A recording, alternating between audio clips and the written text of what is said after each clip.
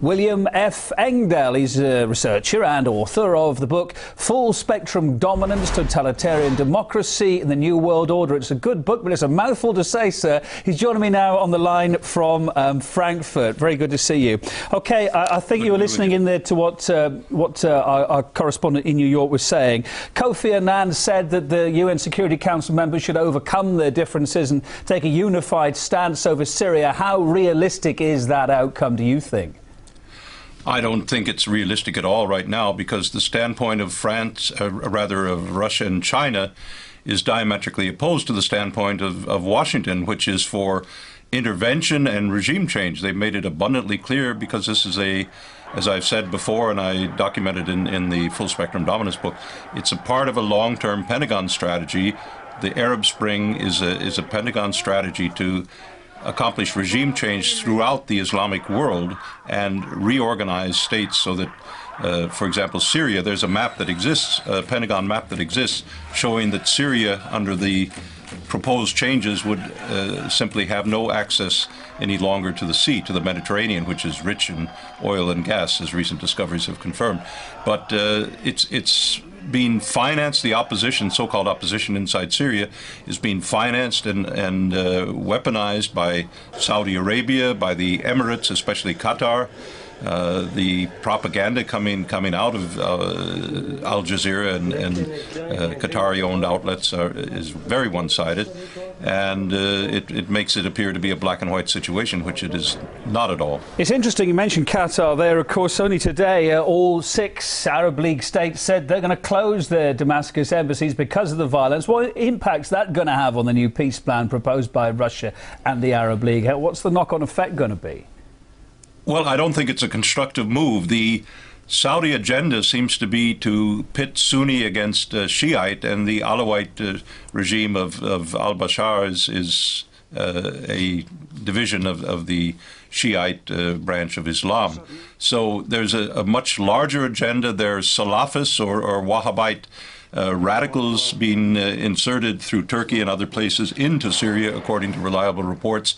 They're being armed. There is even Al-Qaeda, so you have the specter of Washington supporting the Syrian opposition, which is working hand in glove with Al-Qaeda, the so-called arch-enemy of the United States, if we're led to believe.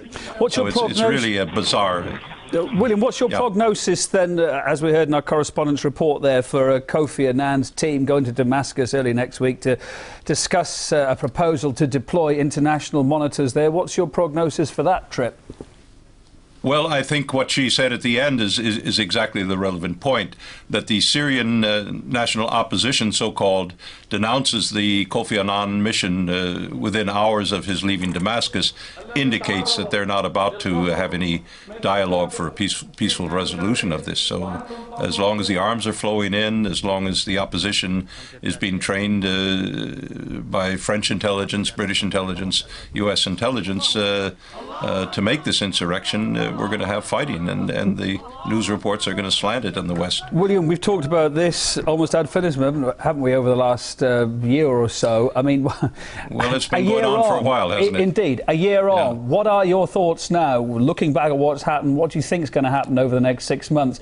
Will this violence be overcome through political means and dialogue? Is there more room for it now than there was 6 months ago?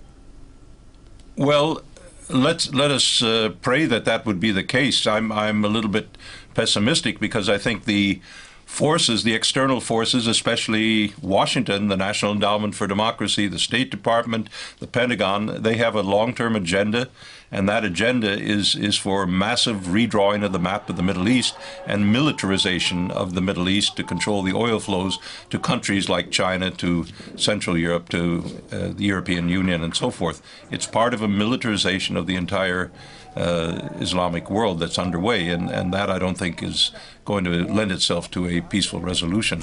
However, that being said, I think we can look at the record of what the Arab Spring has brought in terms of so-called democracy, and it's a catastrophe, as could have been predicted, as was predicted at the outbreak. Because if you go to Egypt, if you go to Libya, you have armed bands that have been armed, the so-called opposition National Council, and they're shooting each other to fight for the pickings. So it's total anarchy and chaos. William, it's a gloomy picture you're painting for us. It's always good to have you on the programme there to get your informed thought. William F. Engdahl, researcher and author, thanks ever so much for joining us there from Frankfurt. Thank you.